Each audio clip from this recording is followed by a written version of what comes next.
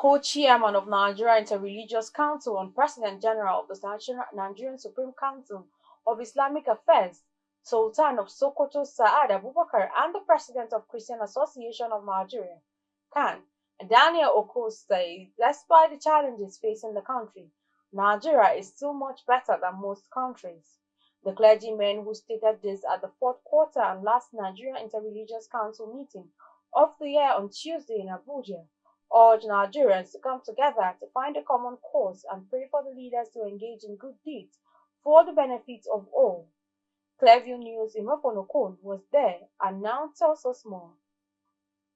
The co-chairman of Nigeria Interreligious Council, Sultan of Sokoto, and President General of the Nigerian Supreme Council for Islamic Affairs, Saad Abubakar, and the President of Christian Association of Nigeria, CAN, Daniel Oko, said in recent times, Nigeria has faced numerous challenges that have shaken the very core of unity and stability. From insecurity and violence to political tensions and economic hardships, the Nigerian people have endured strife and extreme difficulties, and those who could not bear the situation migrated to other nations in search of greener pastures in what is commonly known today in Nigeria as Japa syndrome. The religious leaders therefore advised Nigerians to pray for the government to take good decisions and make policies that will bring about peace and development in the country, while advising the government to restore faith and lost hope of Nigerians.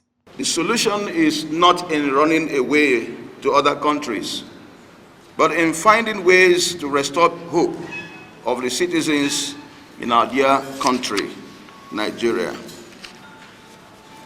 Dear brothers and sisters, Nigeria is blessed with abundance of human and natural resources, more than many nations of the world. But we need to get it right on the management of these resources for the good of all.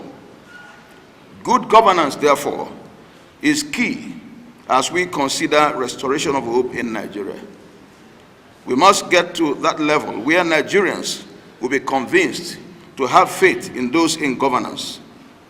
By the grace of God, I believe we shall get there.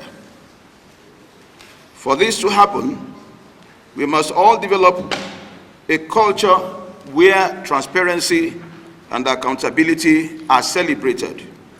A system where public officers are held accountable for their actions and inactions during their tenures in office or after leaving office.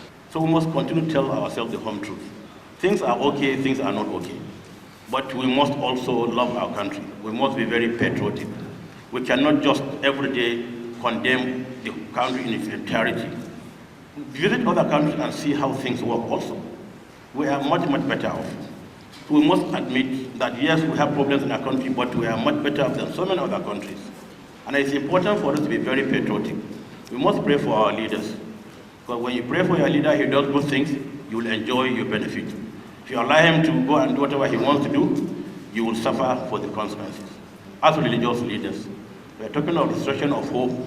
We must talk to our people, never ever to lose hope. We must never lose hope. Because God does not sleep. The Almighty knows what he wants to do to any of us, and he will do it the way he wants at the time he wants. So let's come together and see how we can help the government to do what they should do, and I believe we will, at the end of the whole thing, be better off as a country called. Secretary to the Government of the Federation, George Akume, appealed to Nigerians to be patient with the federal government, stressing that the president is working on several ways to address poverty and hunger in the land.